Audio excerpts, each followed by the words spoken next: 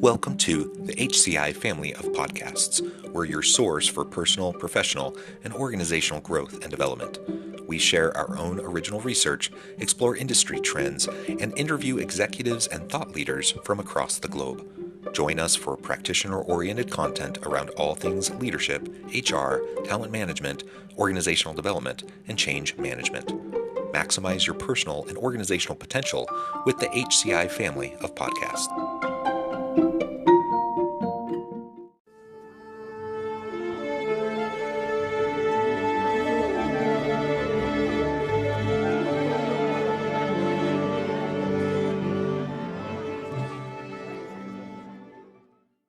Lindsey Lewis, welcome to the conversation today. Thank you so much for having me. It is a pleasure to be with you. I'm joined by my co-host, Angela Schill. I'm John Westover. We're south of Salt Lake City in Orem, Utah, and Lindsey is joining us from Charlotte, North Carolina. We're thrilled to have the chance to talk with Lindsey today about diversity and inclusion and empowering women in finance. As we get started, I wanted to share Lindsey's bio with everybody. Lindsey Lewis has built a career around women and money. She not only helps women take charge of their finances as a chartered financial consultant and CFP professional, but she also stands as a champion for diverse women in financial service industries in her role as senior director and chair of the American College Center for Women in Financial Services, a premier center of excellence focused on research and advocacy within the American College of Financial Services. That's just a really short snippet, Lindsey, of your background, but I wanted to give you a chance to share with the audience anything else before we really just dive on into the broader conversation. Yeah, I know that title is a mouthful, but essentially what my work comes down to is promoting, advancing, and advocating for women in finance. And I do this through thought leadership, education, and research. And so it's been really fun to get into this role, especially from my time being at Utah Valley University and now working at a non-traditional college, helping non-traditional students with their learning journeys. So it is very exciting work, and I can't wait to dive a little bit deeper. And Angela, before you dive on in, Lindsey, can I just ask, are you a product of our PFP program here? Yeah, so I did my undergrad in the personal financial planning program, so the CFP registered program, and I'm a two-time alum. I also received my MBA with an emphasis in business management as well from UVU.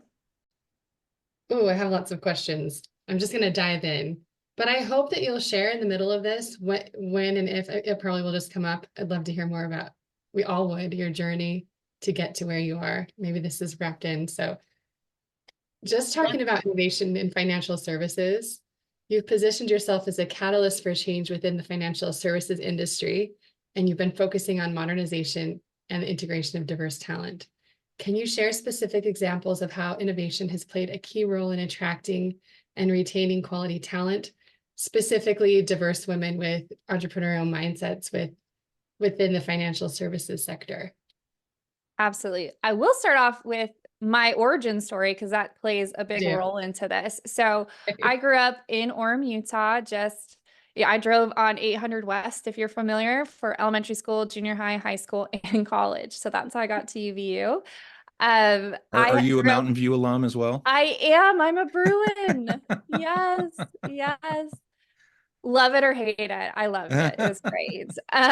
But I grew up, I have 6 brothers, no sisters. And so kind of the idea around gender norms was not in my household because any of the chores that my brothers did, I was expected to do as well. My parents definitely, anything that they dreamed of doing, I also could dream of doing. So that was really around some of this empowerment that happened. And then growing up in Orem at the time that I grew up there, I didn't see a lot of role models of income producing women outside of the home.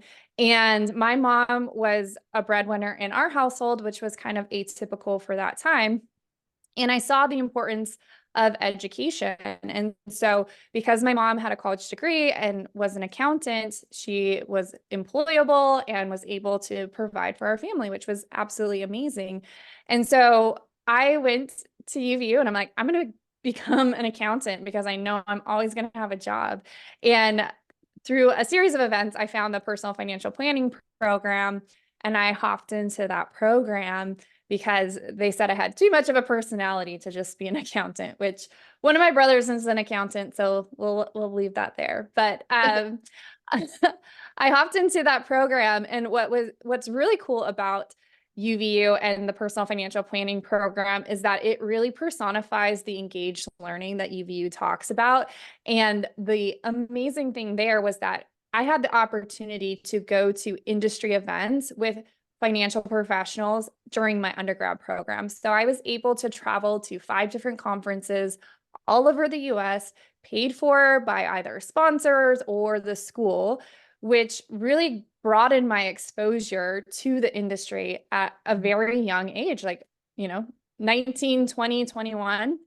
And what I saw when I went to all of these events is it was an ocean of men, right? And I'm like, where are all the women at? Because this career is so great for women and diverse talent and underrepresented groups, because everything you learn is applicable to your own life. So that is extremely helpful. And 2, there's such a need. There's a huge demand. There are, hundreds of trillions of dollars that are in transition, but the most recent stat is that $30 trillion will go to the hands of women over the next decade. And 70% of widows will fire their financial professional within 24 months because they are, don't like working with that advisor. And we have the nation as a whole is shifting to a minority majority by 2050. And you have 100,000 financial professionals in this Cerulli data that are saying that they plan to retire in the next years, which is 35 to 40% of the total workforce. So you have a $30 trillion market. You have people leaving. The market, the number of professionals that came into financial services last year was negative 0.25%. So like fewer people are coming in than going out. And you have the changing demographics. So I was like, this is such a great opportunity. Where are all the women at? And that started me on this path and this passion for advocacy. So I've worked at what's called a registered investment advisory firm, which sounds like a person, but it's an entity that helps people manage their money as well as institutions. So I help build retirement plans, which sounds super boring, but I actually would help companies come up with their 401k solutions for their clients or for their, employees. And so I'd help with investment selections and how the plan was designed.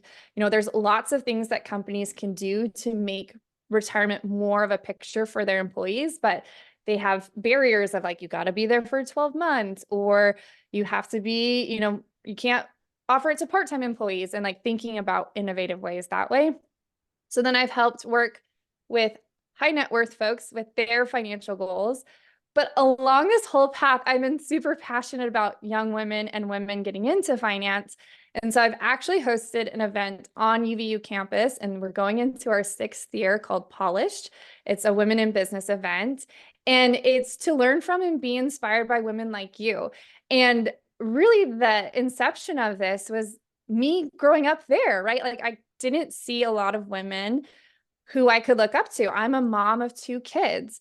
I literally was just in New York this week and got back, and we work it out with me and my partner in order for us to like thrive together. And so I created this event really to help young women just see someone who's 1 to 2 steps ahead of them and ask those challenging questions of, how do you get a raise?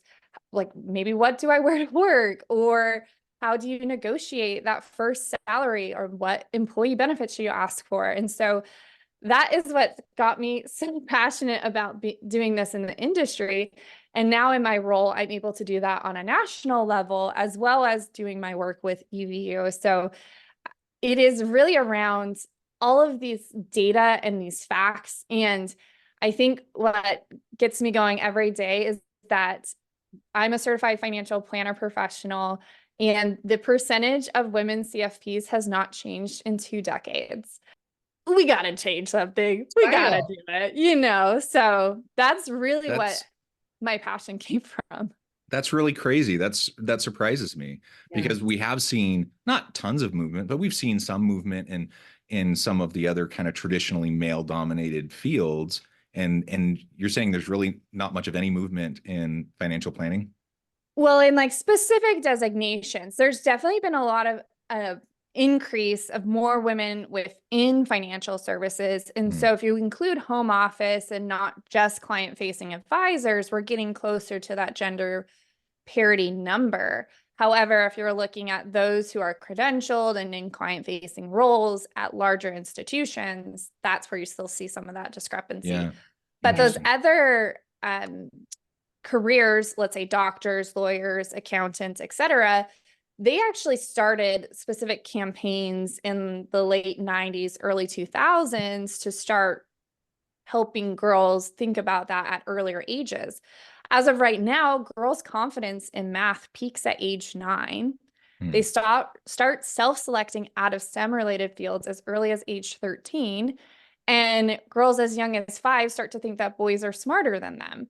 So you have all of these, cultural and different beliefs that are being brought up in different settings. And so in financial services, there's not really like pop culture and, media related that you think of when you think of a financial professional. Like you think of Wolf of Wall Street or The Big Short, which the work that I did with my clients, like I'm crying over a table of like shared emotions. Like it's not the same. So that's, the battles that we have, but it's really exciting to see some movements towards, more gender parity. However, there's still a ton of areas of opportunity.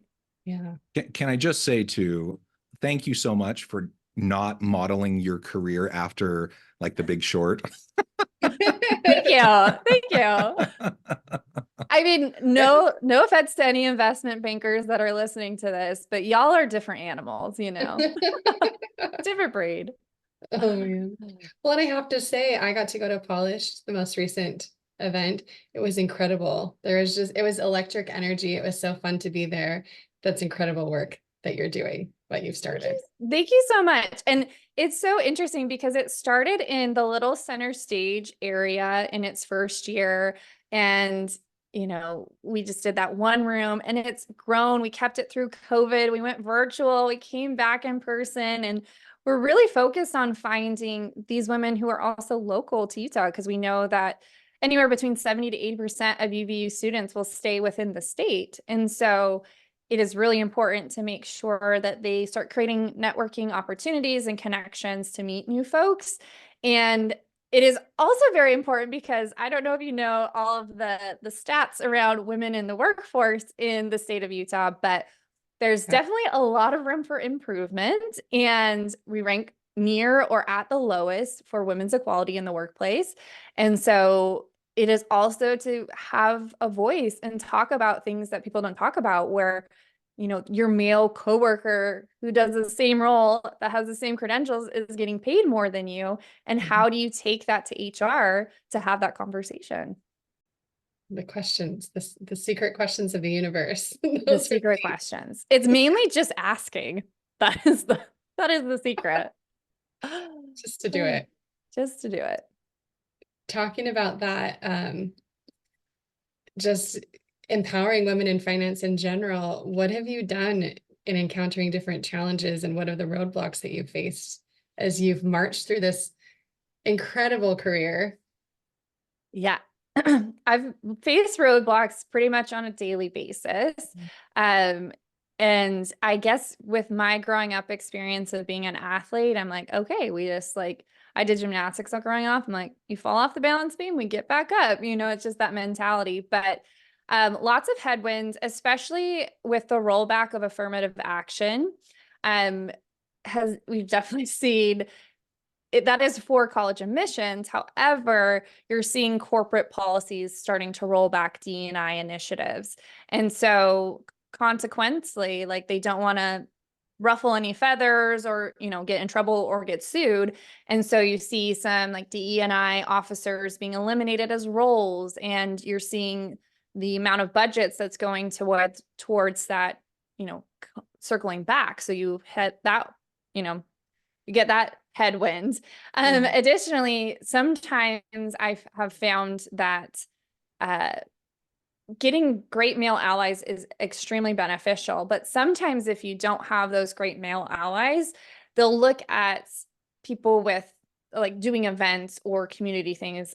Sometimes they're like, oh, that's cute. But it's like, no, like y'all do the same thing on the golf course. We're just doing it in a different environment that like doesn't require us, shooting 9 holes, right? So it's rethinking this and finding your male allies, the sponsors, the mentors, etc. And then also you just have a lot of, whether it's cultural beliefs, systemic beliefs around like women and money. I read this book called Ladies of the Ticker, which talks about the history of Wall Street through the lens of a woman.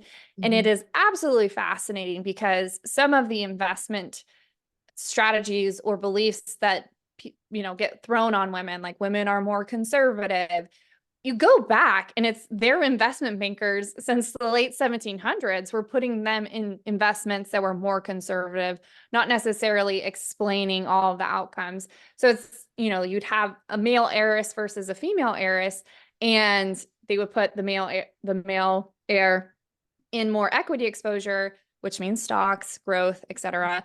And they put the women in more bonds, which is more conservative, right? And so their account balances would change exponentially just over time. And then women look at money differently. But if you look at the stats, like women are actually better money managers. They outperform in investment performance. They outperform in a lot of different arenas because they're less likely to make moves, etc. Yeah. But you still have this belief of like, you can interview men and women and not including non-binary people in this equation. And they'll say like, who do you think is a better money manager, men or women?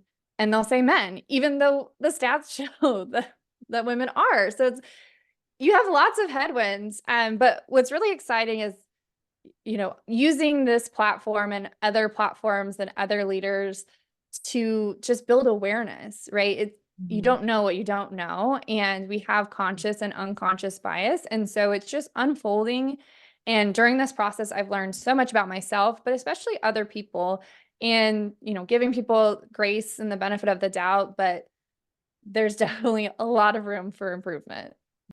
Yeah, I think about that always in the back of my head. I'm thinking, how do we, when we're making decisions that don't fit the data, how do we broach that? How do we bring the awareness out? And in what ways how is that successful?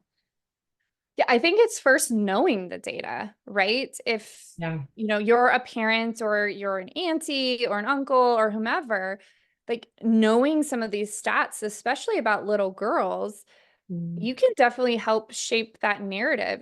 It's so fascinating because I'm such a feminist, and my son the other day came home from school and he was like, boys are stronger, girls are smarter. And I'm like, where did you learn this? Like, where's this belief coming from? Like, he's 6 years old. I'm like, you got to tell me, like, did your teacher say this? Did your classmates say this?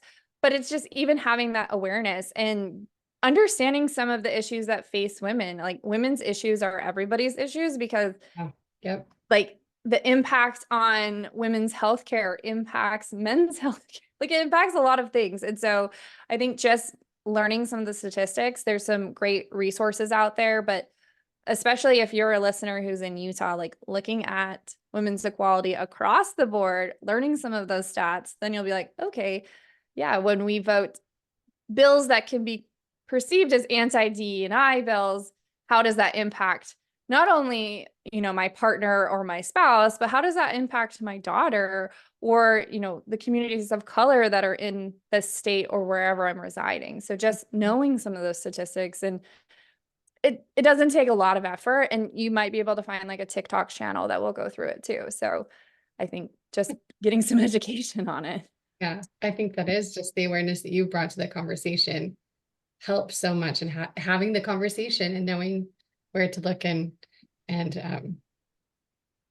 just maybe where we can individually make changes. And, I look at my boys, I have these adult males that I am so proud of that are, they're feminists, and it's so great to see their changes happening. It's fun for me to see that in my children in that generation. Yes, we're definitely making a lot of strides, but there's when you have, you know, hundreds, if not thousands of years stacked up, you're like, okay, Yeah, it's a got to big work ship. through this over It's time. a big ship to turn Yeah. for sure. Yeah, and you highlighted the challenge in Utah, and we could spend for like all day talking about the reasons behind this. It's a very complicated topic, but the bottom line is, yes, women's equality in Utah is abysmal. We rate in the last or near the last in most significant categories in the country, and it's a real issue that people need to pay attention to, because sometimes, you know, I try to be a male ally, and I don't know how well I do at that, but sometimes I get frustrated because I'm like, not only I'm not surprised when other men do or say things that are a little bit misogynistic or sexist, because unfortunately that's how, you know, a lot of men are, but I see it from women a lot too, in the state, and who are very happy with the state of being, and actually push against, you know, what I would view as positive movement, you know, in a more healthy direction. And so it's a really complicated thing, and let's just acknowledge it for what it is, recognize that these are challenges that we have to collectively work at resolving together. You also mentioned, you know, some of the legislation and things like that are happening around the country, and Utah is definitely part of that. We're not immune, and in fact, there were some interesting bills passed this legislative cycle that impact schools and institutions of higher education, and diversity, equity, and inclusion initiatives, et cetera. All of this makes this work even more complicated than it already was, but, you know, now it's even more complicated because it's become so politicized and polarizing to even have these conversations. Yes. Well, we thank you for being a male ally, because you're showing up here, and if you're spreading the word, we're all about that. But I think it's really important with that comment around women impacting other women. So in some of our work that we've done, we put a name on that, and we call it horizontal oppression. So that's where people who are in marginalized groups actually attack other people who are part of that same marginalized group. And that's because, you know, if they're, let's say, aspiring professionals and they think that there's only one seat at the table, right? And this woman versus me, and I can attest to this. Like, I felt this way when I was working in Utah, because I was like, wait, if I'm going to be the lead woman here and then another woman gets hired, like, well, how's that going to be? And instead of having a more collective, like, even if she took that seat, it's still benefiting women as a collective whole. So also for women, it is really important to do some of this introspective work, because it's, you know, am I feeling some of this rub or aggression or jealousy or emotion because I am, you know, jealous of her, or am I like worried about me not progressing in a specific way? And having that open dialogue, and also just, you know, inventorying yourself. And I think that's what's really important. And as we move forward, it's going to take men, women, non-binary folks to help women all advance. And the data shows, like, when nothing bad happens when women have more money, you actually see them in more philanthropic roles. You see them, you know, giving at different levels, volunteering, participating at different levels. And so this elevates the whole community. You elevate a woman, you elevate the community. So it's interesting, like, having grown up there, I don't live there right now, but I still, like, I fly across the country to do these events on campus at UVU, because I'm so passionate about women understanding the impact that they can have, and that there's an and in life, right? You can be a caregiver and a career person. You can be a mom and a career person. You can be a volunteer and a career person. And so can she, and so can she. And so it's about having more of an abundance mindset versus the scarcity mindset that can creep up.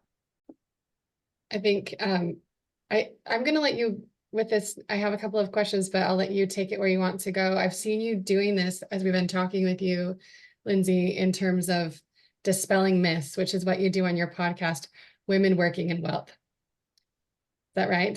Yep, that's okay. right. So I'm converted to that already. You've got a new listener right here. Well, it's just on YouTube now. So I also I'm a co-host on a podcast called Shares, which is another one. But yes, I love to dispel myths. There's a lot of myths around financial services. And when you look into the research around how folks trust financial professionals, like it's like used car salesman plus financial professional, right? And the work that financial professionals are doing are really truly impacting people's lives. It's just that someone's auntie or uncle or mom or dad or brother or sister or cousin or person or human in their life has been financially exploited. And yeah, there are, bad financial professionals that exist because it's just the way that it is. However, majority of them get into this industry to help and serve people. I actually was part of a research study about traits of successful advisors, and 60% of them said they get into financial services to help and serve people. However, when you see the depictions or you think of an insurance agent or, an investment advisor, like, is that what's coming to mind? And so that's why I really wanted to dispel myths, also dispelling myths around what it's like being a career woman within the field, because for some women, they've actually haven't felt a lot of headwinds being a woman in the industry. They actually have felt a lot of tailwinds, that they've been extremely successful and they've found good allies and good partners and sponsors and mentors. And so I love dispelling myths because sometimes they're just wrong, right? And like we have this belief system and it's like totally inaccurate. Like we don't trust certain institutions or something like that, where if you look at the data, it's like, actually, no, people are here to help and serve you. And it's very interesting because we did a research study around Black women's trust in financial services, and it's abysmal. Like, no, they don't trust financial services. And then you run into, these different marginalized communities who just don't have trust in financial institutions, which, the stock market has been the most consistent way to create and build generational wealth across the board. And if you don't have trust into that system, and you're like, where are you saving your money? And if they are unbanked or underbanked, or they're not choosing investment accounts, that actually impacts not only their life, but their kids' life and their grandkids' lives and all of that. So dispelling myths really can be an opportunity to create more generational wealth and more wealth in the hands of women, underrepresented groups, the queer community, et cetera. And in addition to this, you just brought up your study, your recent research that you were doing, and you've done a lot of initiatives when it comes to diversity and inclusion. And you've been recognized for doing this. I love you got this. I just saw you got this award, Utah Valley University Alumni Impact Award. And so thank you for what you're doing, and congratulations on being recognized. And I've seen there's more than that in your world in terms of being recognized. And I just want to know, what do you think are the most effective strategies that helps financial institutions to bring and improve these diversity and inclusion into the workspace and within their ranks? Well, I appreciate the congratulations. And truly, my work at UVU, I really just want to impact my daughter or another young woman. Like, I'm not in it for me. I really am about how do we change the future and finding ways to innovate and make differences for financial institutions. If you're a business owner or someone who's a business owner, especially if they're in Utah, it really is that introspection first, right? Like, look around, do some inventory. I've worked with some of the largest institutions in the US when it comes to financial related, and they don't track gender statistics across their financial professionals. So they don't know exactly how many women versus men versus non-binary people are working there. And so it's like, how are you going to know that you can make a difference if you have no benchmark, right? Yeah. And even if your benchmark is poor or low, but at least you have like starting ground, right? So it is that introspection. There is a great resource by Kathleen Kingsbury, and she has an assessment that you can see how female friendly your firm is. It's like on a score of 0 to 100. And it's like, do you have paid parental and maternity leave? Do you have options for childcare? Do you have flexible work schedules? Do you allow people to work remotely? A lot of these institutions, especially like post-COVID world, are, making everybody return back to the office, which for me, going from an in-person employee to now fully remote, I have gotten 2 hours of my day back, not commuting, not going to, pick up my kid from childcare. And in those 2 hours, I can do some of the domestic task, emotional tasks, or work out, do something for myself. And so I am living a more full well-being person because I have more time capacity. And so it's firms just taking that look and making a difference. And also, if you're there at different institutions, have a voice and make comments. There have been places I've worked at and I'm like, y'all don't have maternity leave. So what are we going to do? And this was before I had children, it's like, what am I signing up for? Like, what does this look like? And so it is so fascinating that like the US is, such a developed country that doesn't have maternal care. That is like a whole can of worms itself. But for institutions, it really is that introspection, listening to employees. You see like the quiet quitting and everything that's happening right now. And that's because they aren't listening, right? They're like, we don't want to go back to work, like to the office, right? And they're like, okay, everyone's back in the office at least 4 days a week. And it's, like when you see like productivity numbers had increased going to remote work. And now you're like, like water cooler talk takes away actually like 27 more minutes of my time versus like me like ironing through something. So it really is that introspection, listening to the employees, and then implementation, right? Like I have taken a trillion different surveys in my life and I'm like, how many of these things have we implemented? And really implementing it. And so I commend, any institution that is really taking those steps and those initiatives and keeping diversity in the forefront of your mind, because McKinsey research, lots of research show that you can have double-digit increase in revenue, productivity, all of this when you have more diverse teams. However, some of these firms don't feel the pain of, the changing demographic quite yet. And so I'm just like front seat of like when people start leaving, then they're like, okay, we got to do all of this. So I think there's definitely room for opportunity, and I love to be a resource for anyone. I do keep my calendar open for phone calls to have conversations, and especially for some of my male allies that are unsure of, the territory or if they're going to sound offensive or something like that. We can have a conversation and talk about it to make sure you can work through some of those details so you can go into those conversations confidently and understanding, someone with different lived experience than yourself. Wonderful. Lindsey, this has just been a really fascinating conversation. I note the time. We need to let you go and get on with your busy day here in just a minute. But before we wrap things up for today, I wanted to give you a chance to share with the audience how they can connect with you, find out more about your work, and then give us the final word on the topic for today. Yes. So you can find me on LinkedIn, Lindsey Lewis, CFP. You can follow me on your social media platform of choice at Influencing Finance, and currently working at the American College of Financial Services, where we are building financial knowledge to benefit society. And ultimately, if you didn't listen to the last, 20 minutes, really what's important is for you to take the time to do that introspection, to do that inventory, and see how you can better help yourself, but also the community at large. And nothing bad happens when women have more money. Wonderful. Thank you again. Thank you, Angela. It's been a great pleasure. I encourage the audience to reach out, get connected, find out more about what Lindsey can do for you. And as always, we hope everyone can stay healthy and safe, that you can find meaning and purpose at work each and every day. And we hope you all have a great week.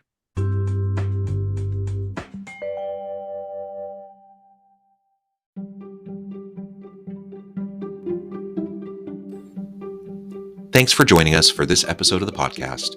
We hope you stay healthy and safe, and please join us again soon.